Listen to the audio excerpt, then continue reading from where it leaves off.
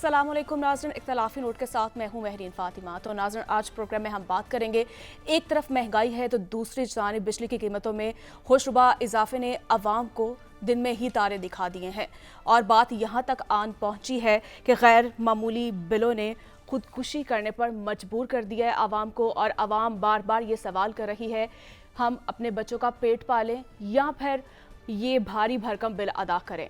तो नाज़रीन, वहीं अगर ऐसे में जो अहम सवाल पैदा होता है कि आखिरकार बिजली की कीमतों में इजाफे की वजह क्या है, तो जवाब ये मिलता है कि पीपल्स पार्टी और मुस्लिम लीग नून ने अपने दौर में महंगे और दरामदी ईंधन से महंगे आईपीपीज मंसूबे जो हैं इस वक्त हमारे गले का तोक बन चुके हैं। ये इसकी मेन वजह है।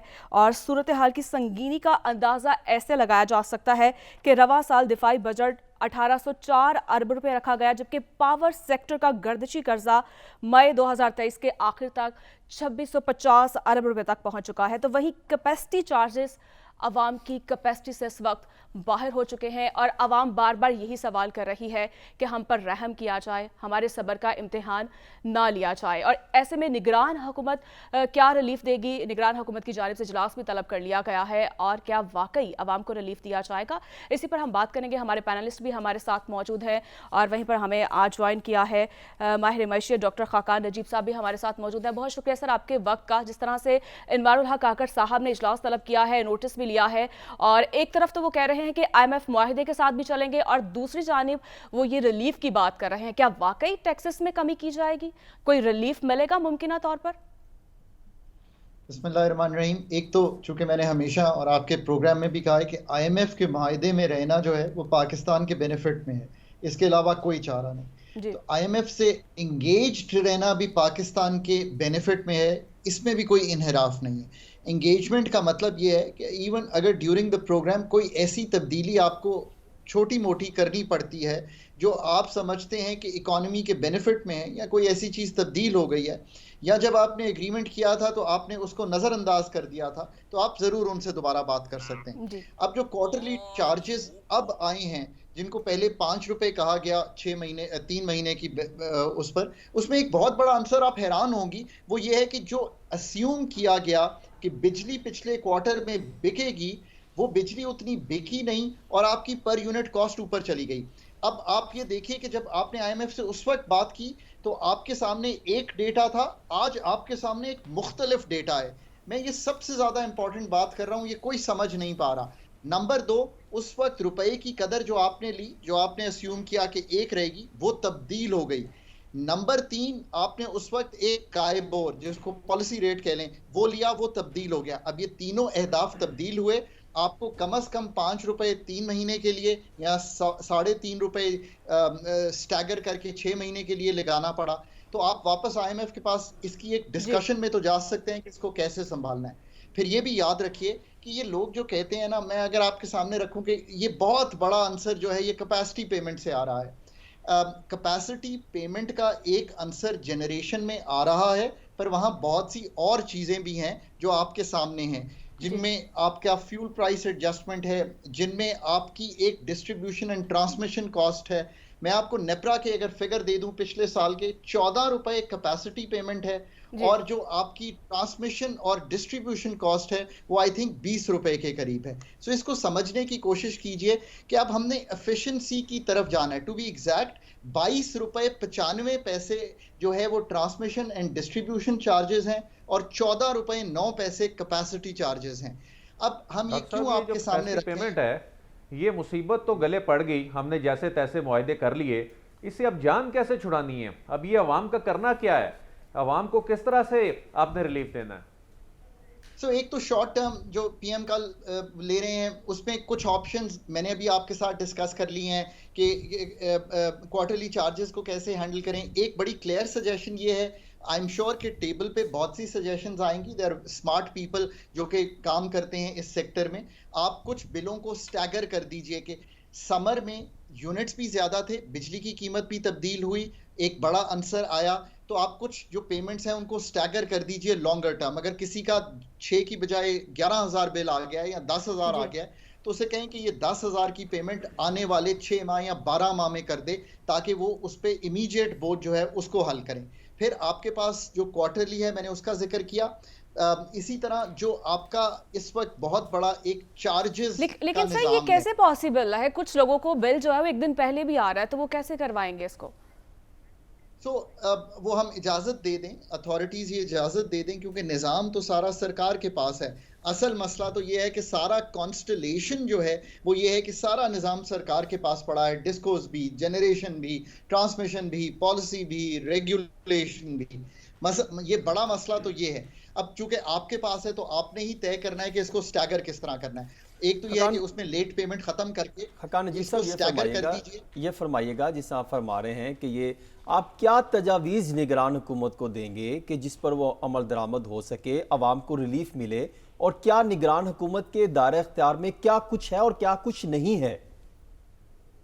देखिए, ये तो ऐसी चेंजेस हैं जो इमीडिएट करना ज़रूरी हैं। एम्पावर्ड केयर टेकर सेटअप है, ये उस तरह का नहीं है कि जिसमें एम्पावरमेंट ना हो। कॉन्स्टिट्यूशन ने एम्पावरमेंट दी हुई है कि आईएमएफ से रिलेटेड, ट्रिपल पी से रिलेटेड, प्राइवेटाइजेशन से रिलेटेड कुछ काम हो। ये तो मैं समझता हूँ डे टू डे इस वक्त एक मसला खड़ा हुआ है, उसको हल करना है, बिकॉज लोग इस वक्त ऑब्वियसली जेन्युइनली परेशान हैं।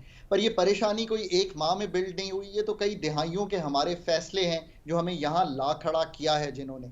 अब इमीडिएटली जीएसटी 18% है, उस पर सोचा जा सकता है। सो लेट सी, एक इनकम टैक्स भी है इसमें 7.5% का। अगर आपका बिल 25,000 से ऊपर है तो वो भी लागू होता है अगर आप टैक्स पे ही नहीं है।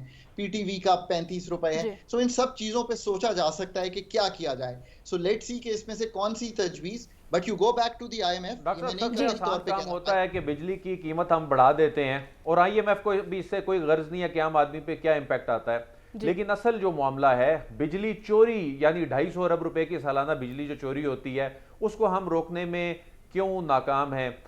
इसके अलावा जो रिकवरी है वो 30% रिकवरी तो हो ही नहीं पा रही, और उसमें बड़े सरकारी इदारे हैं, उसका बिल भी जो इम्पैक्ट है वो अवाम पे आता है, अवाम की जेब से निकलता है।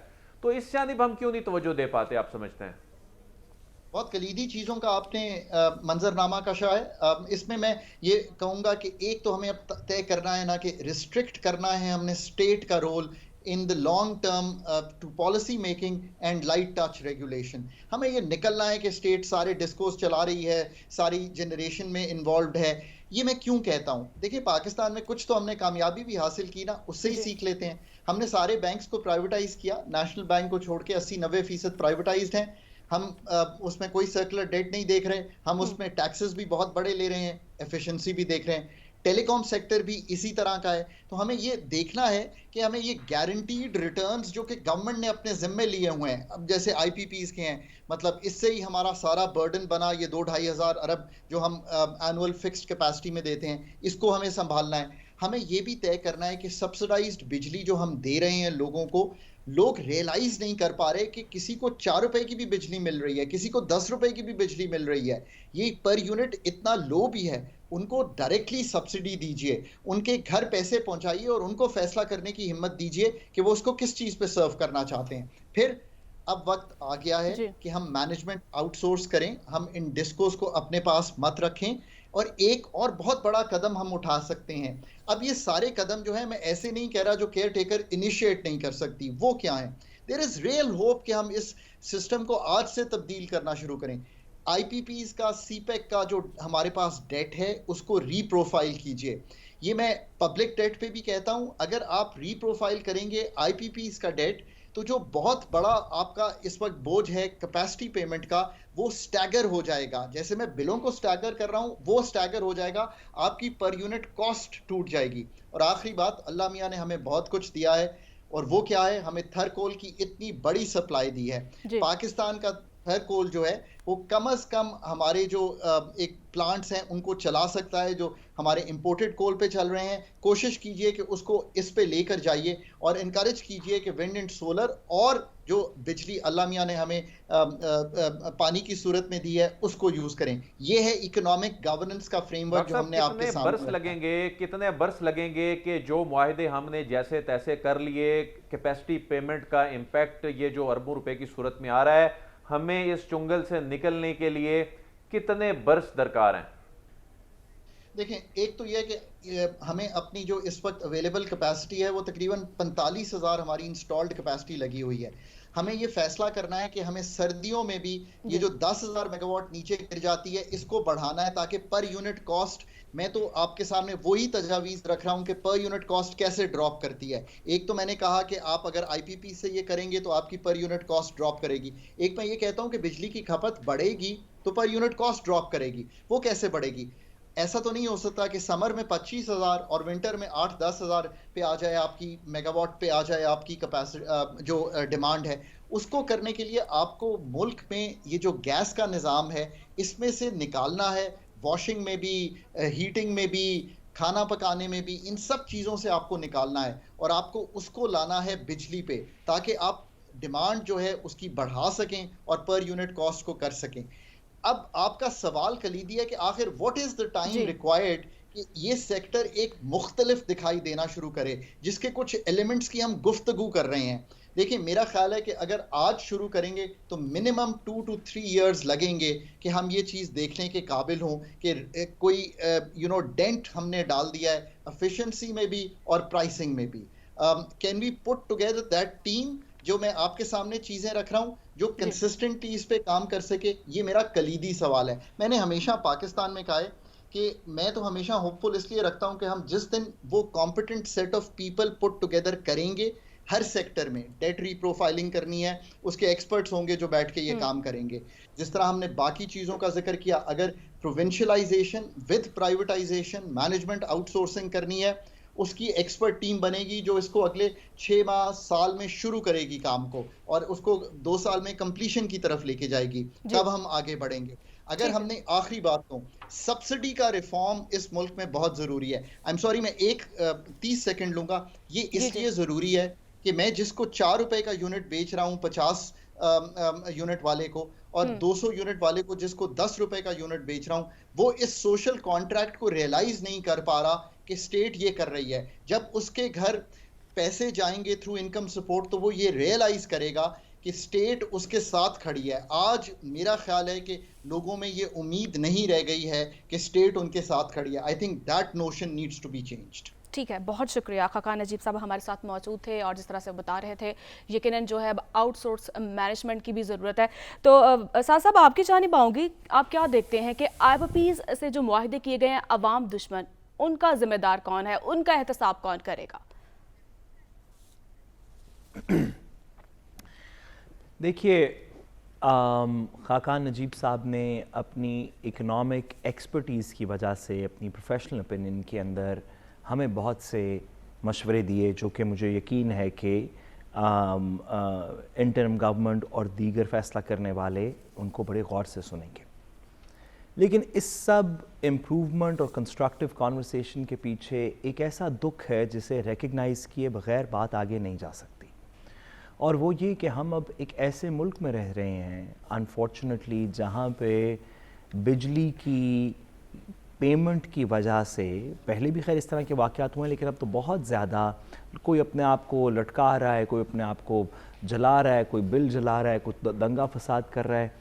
इस जर्नी तक पहुंचने के लिए बहुत से लोग हैं जो बड़े मुहतरम हैं हमारी सियासत के अंदर, जिनका गिरबान पकड़ना चाहिए जी। हम सब भी इसके अंदर कसूरवार हैं। मैं बसद एहतराम कहूँ, कल तक के प्रोग्राम में हम बिजली की कीमतों पे बात नहीं कर रहे थे, हम फिगर आउट कर रहे थे कि किस तरह एक शख्स को लंदन से पाकिस्तान लाके हमारा बादशाह बनाया जा सकता है। कानून में कौन से पैबंद लगेंगे, अदालतों में से कौन से फ़ैसले चाहिए होंगे, जिसके बाद एक शख्स की जो दिली ख्वाहिशात हैं वो किसी मन तक, वो किसी मकाम तक पहुँचेंगी। ये हमारा नेशनल कंसर्न है। इसके ऊपर आपने, मैंने नहीं, हम जैसे तमाम लोगों ने पिछले 2 हफ्ते, 4 हफ्ते, 6 हफ्ते के अंदर बात की। कभी कभी जब दिल किया तो सैटरडे की शाम एक सेगमेंट में बिजली के बिल पे भी बात कर ली।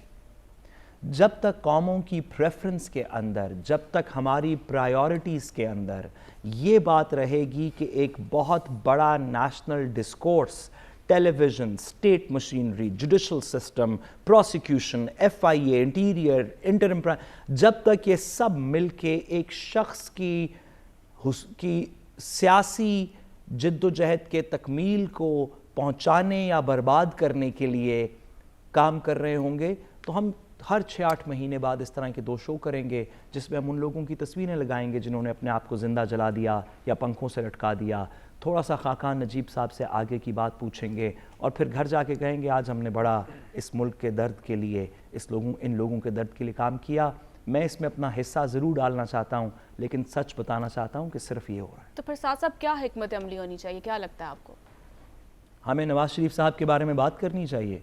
क्यों झूठ बोला है तो उस पर कायम भी रहो ज़फ़र, आदमी को साहिब किरदार होना चाहिए। आज क्यों इस बात का आपको, हमें नहीं पता था कि ये बिजली के बिल किधर से आ रहे हैं, हमें नहीं पता कि किसने IPPs के फ़ैसले किए हैं, हमें नहीं पता कि उनमें से फिर किस किस को वज़ीर आज़म बाद में बनाया गया, जो कि हमें खुदा का खौफ करना चाहिए।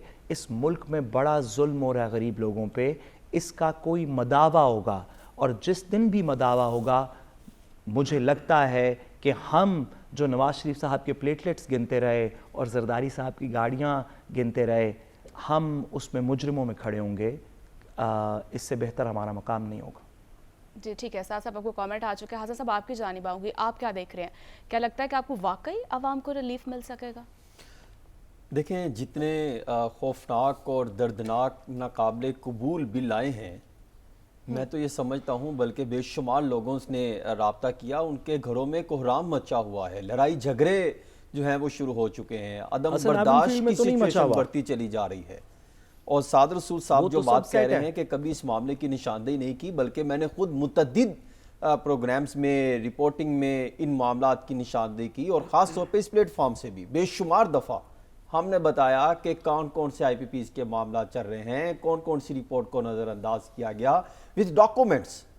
अब ये कहना कि वो उस वक्त के हुक्मरान अगर उनके जो है वो कानों में जूं तक नहीं रेंगी और उनके दिमाग में ये ख्याल नहीं आया कि अवामी मसाइल भी हल करने हैं, तो इसी पर तो हम आवाज़ बुलंद कर रहे हैं कि हुक्मरानों में, इक़्तिदार की कुर्सियों में बैठने वाले, इक़्तिदार पर जो है वो काबिज होने वाले, ये जितने भी ये शहनशाह हैं मुल्क के, जो अपने जो है ये सियासतदान काबिज हो जाते हैं, इन्होंने कभी अवाम का नहीं सोचा। इसी की हम निशानदेही करते चले हैं। हसन, हम ये नहीं कह रहे, आज हम कोशिश कर रहे हैं उनको वापस लाने की। देखिए, वो तो इश्यूज पे डिस्कशन होती है कि वो भी, उनका भी एक मामला है, नहीं वो भी लिंक जुड़े हमें हुए हैं, सच बताना चाहिए। सच तो यही हम है, ये नहीं कर रहे, हम ये है। हाईलाइट नहीं कर रहे, हम कोशिश कर रहे हैं एक शख्स को वापस लाने की। देखिए साहब, ये आपका अपना बात पॉइंट ऑफ व्यू हो सकता है, लेकिन अगर आप देखें तो इस मामले की अवामी इशू से हमेशा जो है वो उजागर करने की कोशिश की गई है। क्या हम नहीं बताते रहे कि पेट्रोल जब बढ़ता है तो अवाम क्यों, क्या उनके हालात होते हैं? हम हर चीज गली मोहल्लों में जाके उनकी आवाज लेकर आते हैं। ये कहना कि अवाम की आवाज नहीं बने, ये गलत होगा। हमेशा अवाम की आवाज जो है वो सामने लेकर आए, सच अवाम के सामने लेकर आए, और ये हमारा काम है। हमें किसी ने नहीं रोका कि आप जो है वो सच ना बोलें। मैं तो बिल्कुल बात कर रहा हूं, जो हकाइक है वही बात कर रहा हूं कि अगर आज जो है ये महंगाई का तूफान है, ये बिजली जो है वो महंगी हो रही है, तूफान है, तो ये सियासतदानों का काम था। क्यों नहीं किया उन्होंने? क्यों वो 500 जो है ये 550 अरब रुपए की फ्री बिजली देते रहे शराफिया को? क्यों 515 अरब रुपए की बिजली चोरी पर खामोश रहे? हम इसी के लिए तो आवाज उठाते रहे हैं। हम IPPs का मामला जब 1994 में हुआ और उस वक्त जो एग्रीमेंट्स हुए उसमें 2000 जब PTI की हुकूमत थी तो उन्होंने रिपोर्ट मंगवाई, कमेटी बनाई। जब कमेटी बनाई तो हम ये चीजें लेकर आए दादो शुमार के साथ। और क्या लेकर आए? हमने बताया कि इनकी रिपोर्ट बताती है कि 2002 की पावर पॉलिसी में जो बेज़ाब्तियां की 50 से 70% सालाना उनको गैर मामूली मुनाफा दिया गया। क्या एक्शन लिया उन्होंने? कुछ एक्शन नहीं लिया। अब देखें ना, हुकूमत ने वो IPPs की अगर बात करें तो 900 अरब रुपए से जायद है जो कैपेसिटी चार्जेस में उनको अदा किया। इस पर कोई बात नहीं करता। वो रिपोर्ट है, रिपोर्ट पर कोई एक्शन नहीं लिया गया। देखिए, IPPs वाले भी प्रॉपर असर रखने वाले हैं, इनकी तरफ आप आवाज बुलंद करेंगे। ये सियासतदानों का काम है एक्शन लेना चाहिए। अब मैं थोड़ा सा लेकर आऊं तो देखिए, बिजली के नर्क जो है वो अगर डॉलर में अदा करने से रिपोर्ट बताती है कि 4700 अरब रुपए का नुकसान हुआ और उसके जो है वो उस पर कोई एक्शन नहीं लिया गया। IPPs कौन से सियासतदान हैं जिनके इन मंसूबों पे दस्तखत हैं? देखिए, पीपल्स पार्टी ने उसके दौर में हुआ 94 में, आपको याद होगा, क्योंकि ये 90 से चला था। जब भाई आपको नहीं पता 94 में क्या हुआ, किसके एग्रीमेंट हुए, फिर किस किस की हुकूमत रही? नवाज शरीफ साहब भी उनके उसी हुकूमत के साथ बैठे थे।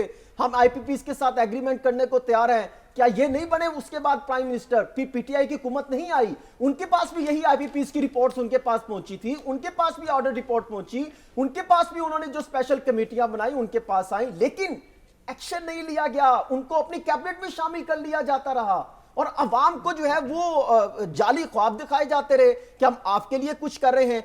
आज जो अवाम यहां पर पहुंची है, उनके घरों में लड़ाइयां हैं और जो दर्दनाक अजाब से पर मुब्तला हैं, अवाम के घरों में जाके देखें। मुझे आज हमारे ऑफिस के सामने एक बुजुर्ग बारिश जो है वो बुजुर्ग मिले, उनके आंखों में आंसू थे, उनके साथ बच्चा था, किताब पकड़ी हुई थी और कहा मैं इसको स्कूल नहीं भेज सकता। ये 42,000 रुपए का बिल है, 42,570 रुपए का बिल नहीं दूंगा तो वो मेरा बिल का मीटर काट देंगे। ये बाबा, ये बुजुर्ग और ये बच्चा तालीम ना हासिल करने का जिम्मेदार कौन है? ये आप और मैं नहीं है। हमारा काम है आवाज उठाना। ये वो मुल्क के सियासतदान है नहीं हसन, हमारा बिल्कुल आप को जो है इनके हमारा तो काम है कि बताएं कि वो उनके प्लेटलेट्स किधर तक पहुंचे, आपने दुरुस्त फरमाया। आइन के मुताबिक जो है वोट लिया था, लेकिन साहब दर्जनों के हिसाब से जमानतें भी मिलती रही हैं, वो भी रिपोर्ट करते रहे हैं हम। देखिए साहब, अगर आपने ये रिपोर्ट्स नहीं पढ़ी, जो मेरे पास इतने गंदे रिपोर्ट्स पढ़े हैं, अगर आपने ये रिपोर्ट्स नहीं पढ़ी और अगर आपने चैनल्स में या अखबारात में रिपोर्ट्स नहीं पढ़ी तो इसमें मेरा कोई कसूर नहीं है। मैं आपको रिपोर्ट्स भेज देता हूं, आईपीपीस की रिपोर्ट्स हैं। इसके अलावा हर साल जो है वो इसकी रिपोर्ट्स पब्लिश होती हैं और हम भी रिपोर्ट करते हैं। वो रिपोर्ट्स में खौफनाक किस्म के इंकशाफात हैं। आवाज उठाते रहे हैं कि अवाम के साथ ये कुछ नहीं कर रहे, अवाम यही रोएगी। अभी आपको पता है कि पेट्रोल 25 से 30 रुपए इजाफा करने की समरी तैयार की जा रही है। नेपरा जो है वो तजावीज अगले हफ्ते देने जा रही है, वो अगर प्रूव होगी तो अवाम मजीद जो है बुलबुल आएगी। फिर आप कहेंगे आप आवाज नहीं उठाते। ये निगरान हुकूमत का काम, उनको तो मजबूरी में लाके आपने फंसा दिया कि ये मामला ठीक करें। वो कैसे ठीक करेंगे? ये हुकूमतों का काम था, सियासतदानों का। कमेंट आ चुका है, मुझे बिल्कुल आदिल साहब एक मिनट, आप भी तो वो फ्लैट और वो फलूदे वाले की बात करते रहे ना साहब। आप भी कहते कि आइए हम इस टॉपिक की बात करते हैं, आप ले जाएं अदालतों में मामला। क्योंकि ये जो आईपीपीस के पैसे हैं ना, ये उन फ्लैटों और फलूदों वालों तक पहुंच रहे हैं। तो सर मैं कह रहा हूं, इस वजह से हम उसकी बात करते रहे और आप हमें बताते रहे नहीं प्लेटलेट्स ठीक हो गई हैं। तो आप लेकर जाइए। हम तो वो रिपोर्ट करते रहे हैं कि कौन और किस किस की हुकूमत में क्या होता रहा, किसकी मीटिंग में क्या होता रहा। हमारा काम है रिपोर्ट करना और इदाद शुमार को देखते हुए इस पे तजिया जो है वो बुनियाद बनाना। अब मुझे इजाजत दें, मुझे बढ़ना है आदिल साहब की जानिब। आदिल साहब, आप क्या देख रहे हैं, क्या सूरत हाल होगी? जिस तरह से नेपरा की जानिब से भी हम जो बताया गया तलब जो बिजली की बताई गई वो 5% बताया गया था इजाफा, लेकिन अब देखने में यह आ रहा है कि 13% जो है वो तलब कम है। फिर भी इसके बावजूद इसका बोझ जो है वो गरीब आवाम पर होगा। कोई सूरत हाल देख रहे हैं आप, कोई रिलीफ की? देखें, तलब कम हुई और आपको उस बिजली की कीमत भी अदा करनी पड़ रही है जो कि आपने खरीदी नहीं, जो कि आपने इस्तेमाल ही नहीं की। यही कैपेसिटी पेमेंट है। लेकिन एक बात समझ नहीं आ रही कि हम सब ये कहते हैं कि ये कैपेसिटी पेमेंट जो है ये गले का तोक बन गए, ये मुसीबत बन गए।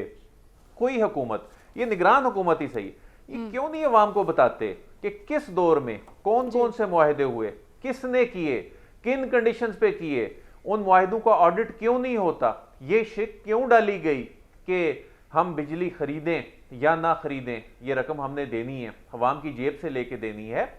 ये फैक्ट्स अवाम के सामने अगर ले आए तो शायद उनका कोई इन मुकदमों को नायब की जुरिस्डिक्शन से क्यों निकाल दिया गया? चलें अदील, यहां से शुरू कर लेते हैं। उनके साथ इन मुकदमों के नायब की जुरिस्डिक्शन से क्यों निकाला गया?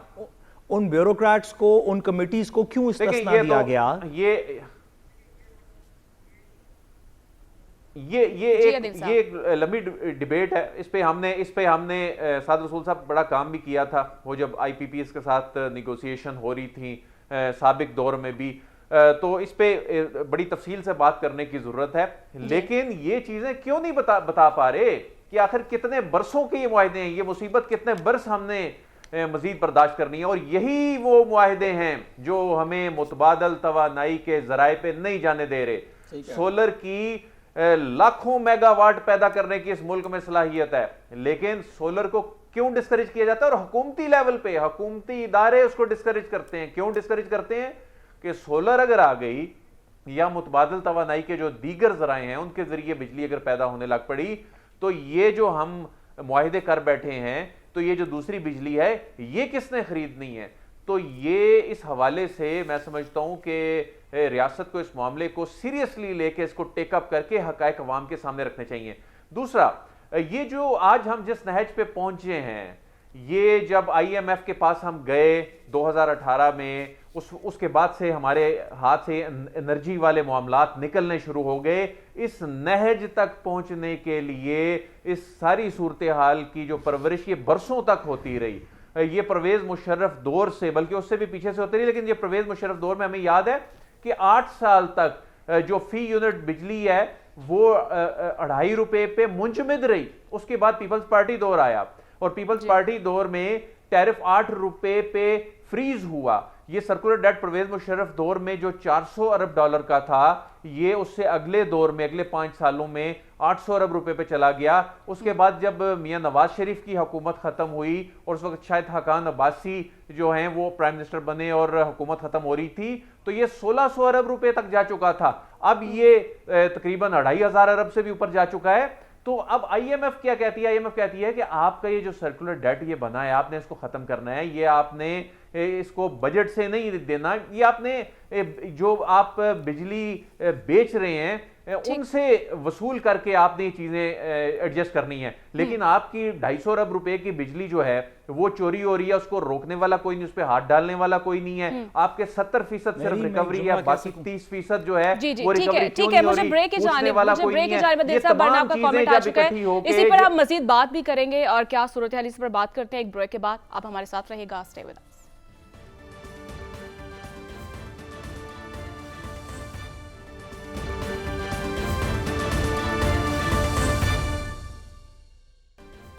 वेलकम बैक नाजरीन। और जिस तरह से हम बात कर रहे हैं, एक तरफ महंगाई है, दूसरी जानिब बिजली के बिलों ने आवाम को परेशान करके रख दिया है। आदिल साहब, आपकी जानिब आऊँगी, जिस तरह से ब्रेक से पहले आप बात कर रहे थे, और क्या देख रहे हैं आपके IPPs मुआहिदों से किस तरह से जान छुड़ाई जा सकती है, ऑप्शंस क्या हैं?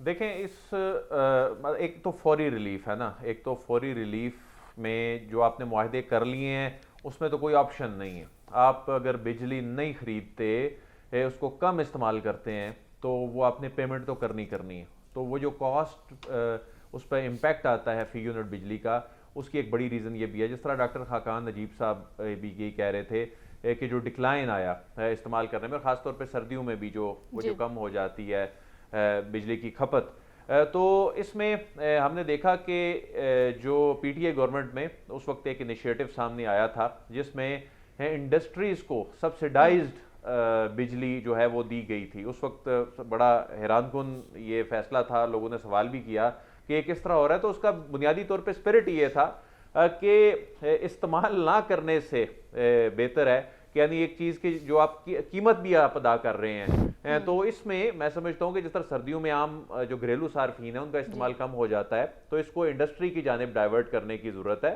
और इसमें बिजली की खपत को प्रॉपर अगर आप यूटिलाइज करते हैं तो वो इम्पैक्ट कम किया जा सकता है। जो मुआहदे कर लिए उनसे तो हम रोगर्दानी नहीं कर सकते, लेकिन उस वक्त PTI दौर में IPPs के साथ एक इसको रीनिगोशिएट करने के हवाले से एक इकदाम उठाया गया था। बाबर याकूब फतेह मोहम्मद जो हैं उस कमेटी को हेड कर रहे थे। उसमें डॉलर से रुपी पे IPPs के साथ इसमें रीनिगोशिएट किया गया।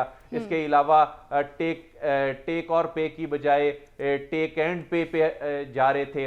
वो तमाम चीजें रुक गई। वो क्यों रुक गई? यही मसला है कि पॉलिसियों का तसलसल जब नहीं होता तो फिर उसका यही नतीजा निकलता है। लेकिन ब्रेक पे जाने से पहले जो मैं बात कर रहा था कि हमने इसके बुनियादी वजूहात क्या हैं, देखें जो बुनियादी वजूहात थी, जो इस वक्त बिजली महंगी होना और उसकी बड़ी वजह सर्कुलर डेट और IMF जो है वो आपको इस मामले पे कोई मार्जिन देने को तैयार नहीं है। एक तो लाइन लॉसेस, एक बिजली चोरी, यानी इस जब लाइन लॉसेस की हम बात करते हैं तो हमारी जो डिस्ट्रीब्यूशन लॉसेस हैं वो 37% तक जो चले जाते हैं, हम उसको प्रॉपर डिस्ट्रीब्यूट ही नहीं कर सकते। हमारे जो डिस्ट्रीब्यूशन के जो लॉसेस हैं वो बहुत ज्यादा हैं। फिर इसके अलावा हमारे जो सियासी फैसले हैं, जो मैं बात कर रहा था कि परवेज मुशर्रफ दौर से हमने उसको 8 साल फ्रीज किए रखा, उसमें एक पॉपुलर फैसला करने के लिए पीपल्स पार्टी दौर में भी गवर्नमेंट आ चुका है। मुझे ब्रेक की जाने बढ़ना है और तो ये सियासी फैसले जो हैं आपका कमेंट आ चुका है, मुझे ब्रेक की जाने बढ़ना है और जिस तरह से आप बता रहे हैं, और ब्रेक के बाद हम बात करेंगे कि टैक्सेस कौन से हैं और इसकी कितनी इकसाम है, इसी पर हम बात करेंगे एक ब्रेक के बाद।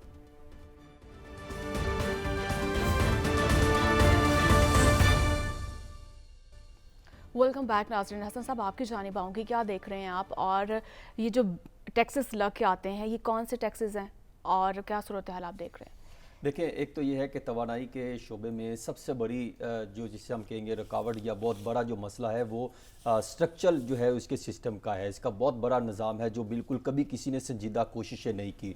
सिर्फ दो स्टेटमेंट मैं आपको कोट करना चाहता हूँ। एक तो ये कि 2020 में जो स्टैंडिंग कमेटी की मीटिंग हुई थी सेनेट की, उसमें एक रिपोर्ट पेश की गई थी जिसमें बताया था कि 6 सालों में 955 अरब रुपए के IPPs को इजाफी जो है वो पेमेंट की गई है। वो उस पर वापस लेने के अहकाम भी हुए थे, डायरेक्शन भी थी, कोई एक्शन नहीं लिया गया।